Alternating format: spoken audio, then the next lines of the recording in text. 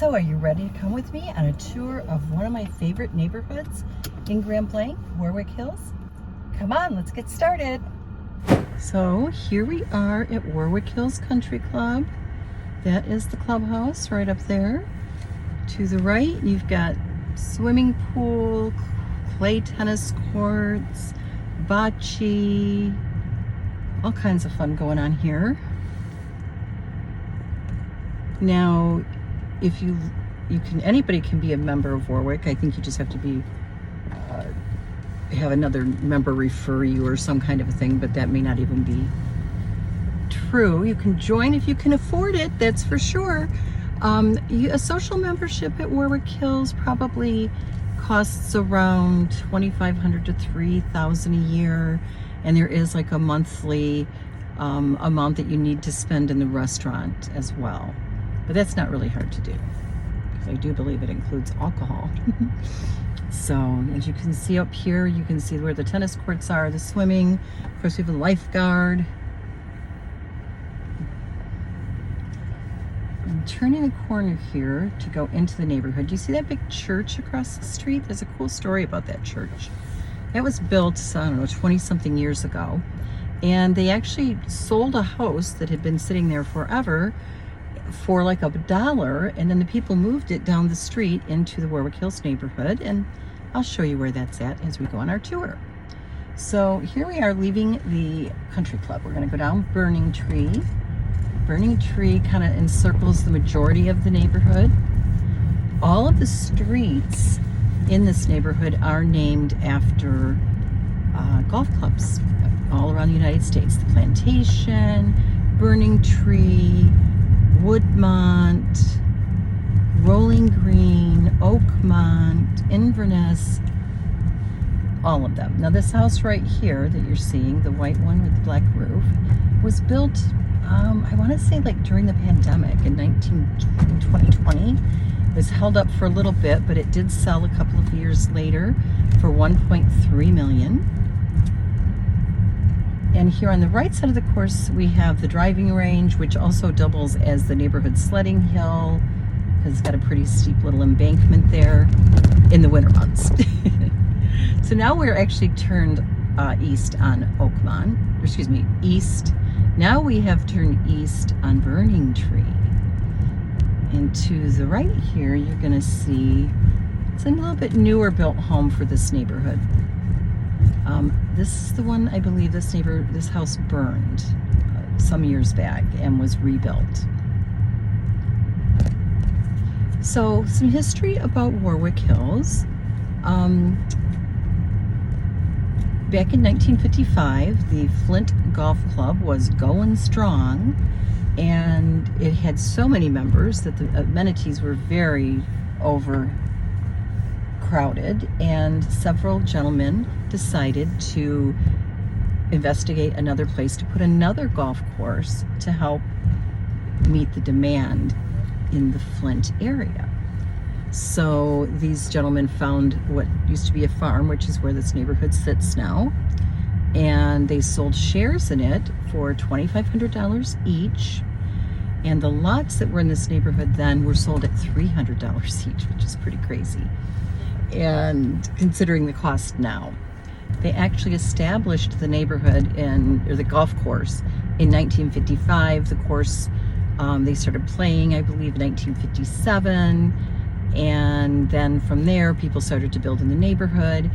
And one of the first people who built in this neighborhood was a higher up at GM, and he was responsible for recommending the golf course to be the home to the Buick Open, which was played here for, I believe, over 50 years. And it left, I want to say, maybe 10 years ago. And now the Warwick Hills Golf and Country Club is home to the Allied Challenge. And I'm, not 100% sure when they play that. I believe it's the last month of July, or the last week of July. It's been kind of bumping around because since it came up, they were playing it wherever it would fit with things that were already scheduled. And I believe now they kind of found a home, and it's supposed to play along the end of July, beginning of August. Okay, so we're going to continue on up on burning tree. Like somebody's getting their puppy groomed today. Mobile groomers. Now there is an association, and you know, it's interesting because when we moved here, we were never offered any association bylaws, but we did get an email from a gentleman who was the president of the association, and I believe they charge like $150 a year. But I'm not really sure how active the association is here. As I said, I've never been able to find or been given any bylaws for that. Now we're coming up along Burning Tree. And on the right-hand side of us is the golf course. And on the left-hand side, you have some of the larger lots in the neighborhood. Some of them go up to 7 acres, maybe even more. And as you can see, the houses sit way back, kind of like they're estate lots, right?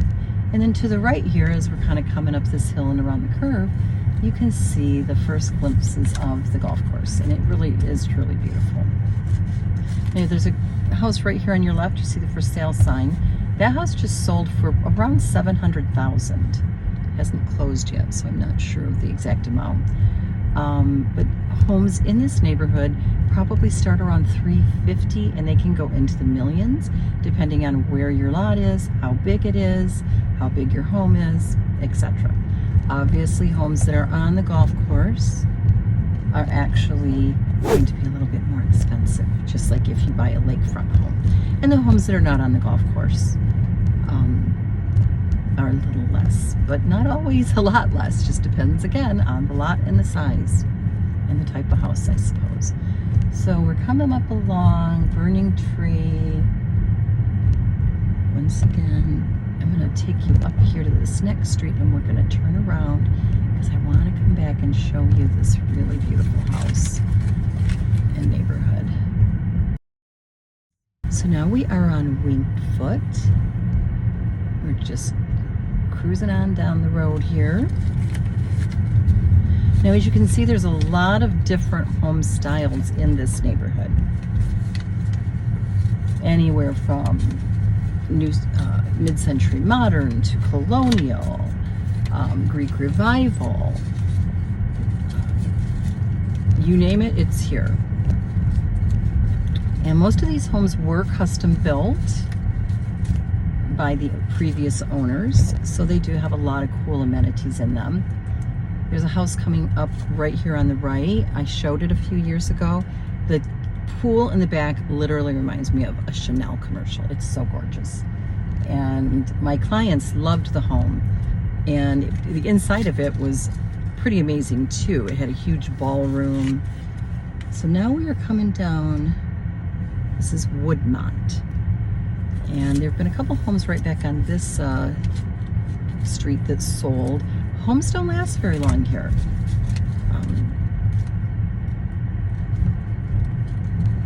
Usually a couple of weeks and they're sold.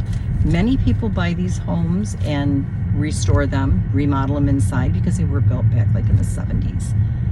And then you have others who have torn down homes, literally, and built new ones. It must be lawn day. We've had some rain, so generally speaking, there's usually one day. Most of the neighbors have their lawns done back here.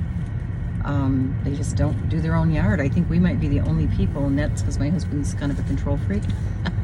No, don't say that. No, we're probably one of the only people who do our yards. This one just sold too around here. So now we're coming up, this is Rolling Hill. And at the end of the street is the 5th hole for Warwick Hills.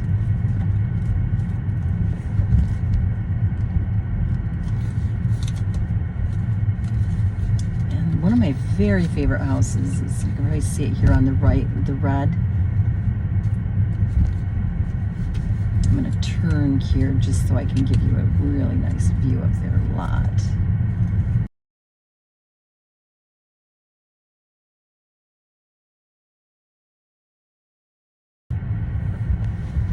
Actually, this is Rolling Hills. This is Rolling Hills Street.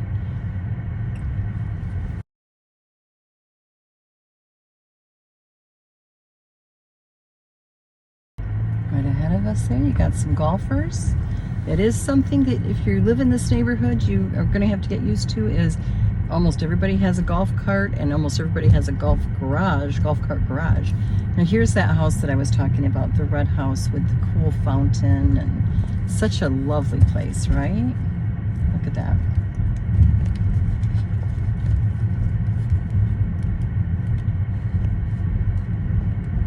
Now this house here was again sold during the pandemic on the right, and he's completely redone this one as well. At least on the outside, he has. This house that I'm turning around in right here, you can't really see the home, but it sits on, as you can see, these are bigger lots, and it sits on probably, I think it's 7 acres, I believe, and sold for about $700,000. Golf carts usually are running around here all summer long. Unfortunately, I guess you don't have to have a driver's license to drive a golf cart. And sometimes you have to kind of watch out for people because they're not paying attention as they're driving through the neighborhood. So now we are driving down Plantation. And Plantation kind of leads you into the back here of Warwick. It's probably the quietest streets that are in the back here. But as you can see, everything's very green. It's early spring.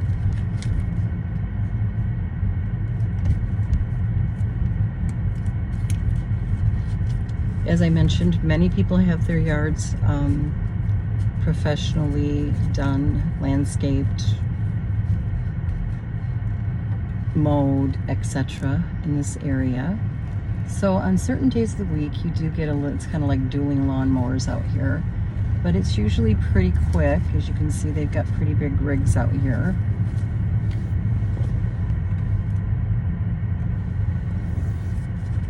Now we are going south on Woodmont,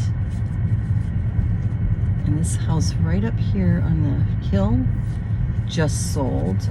I believe that house was in the 450s, if I'm correct.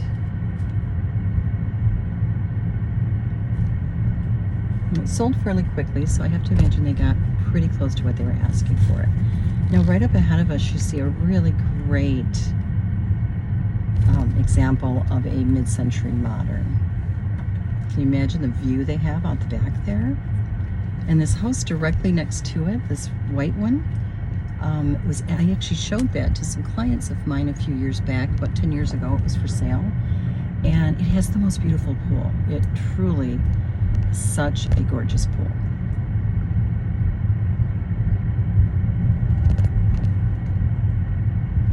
So now we are heading west, and this is called Winged Foot, this neighborhood.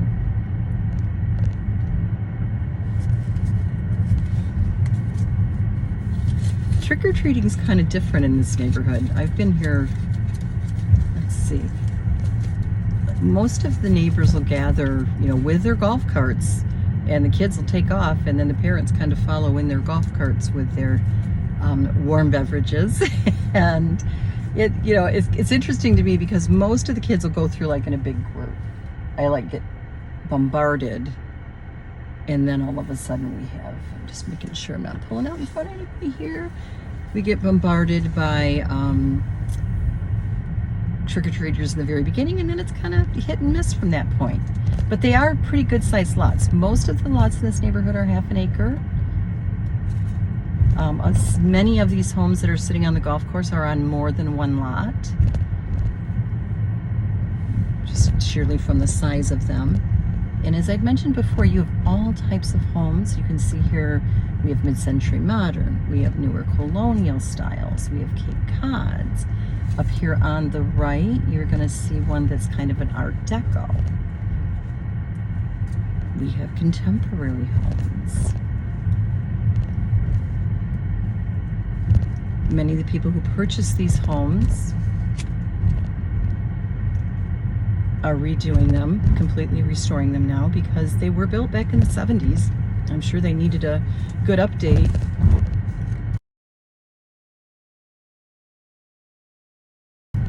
We even have homes that look like log cabins in this neighborhood, which was kind of cool. There's one-of-a-kind homes in this neighborhood. Now this entire, taking Burning Tree, going all the way around the course and up to the golf course, it's about a 2-mile walk. And you can cut through the golf course, but if you walk all the way back, then of course that means you've done 4 miles. It's a pretty good walk. And here we have one of the, probably what I would say is the biggest home in the neighborhood. And that sold a few years back for a couple of million. Down this cul-de-sac right here. Actually, right here where we just turned, this is actually not only a pretty cul-de-sac, and the house right here on the end sold in the past year or so. I want to say it sold in the 380s.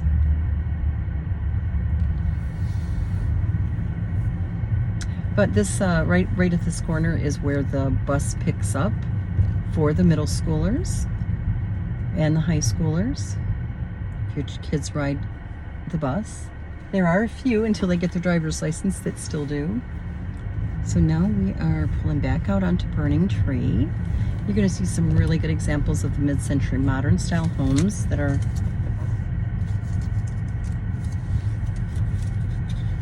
in this neighborhood. Okay, so right here is one of the entrances into Warwick Hills. This comes in off of Baldwin Road. I'll just turn around here to kind of give you a see. This street's called High Meadow. And here's a funny thing about this neighborhood. So Burning Tree goes all the way around the golf course until that turn that we just made. And then of course we're on High Meadow. But when you're coming into this neighborhood,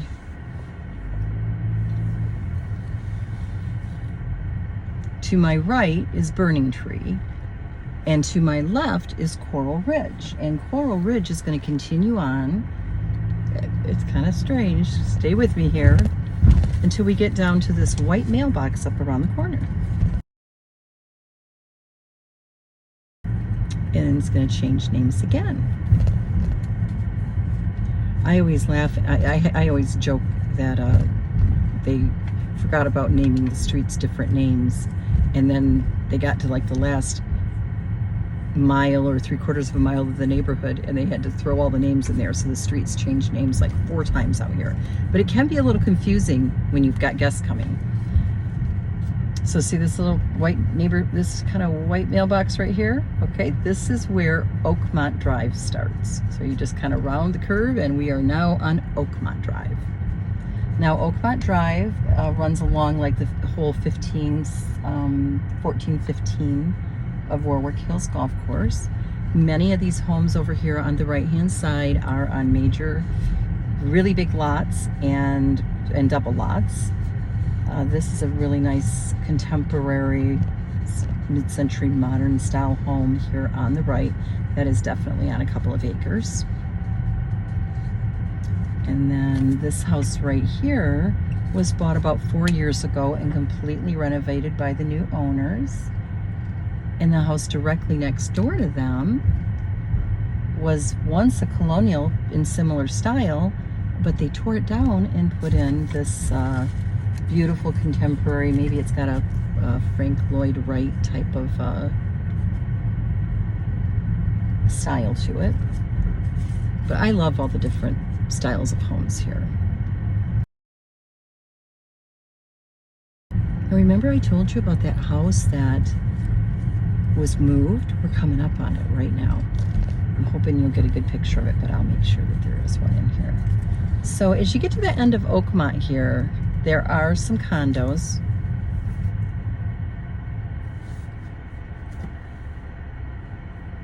These are a little bit older condos here on the right, and then up in here we have a little bit newer built ones. So there are some Warwick does have some condos here, and then there are also some down the road. But this brick Tudor, you can barely see it for the trees probably. This brick Tudor is the one that was moved. And I'll see if I can get a better picture of that for you. So now we are on Inverness. And this is another street. I told you they changed all the time.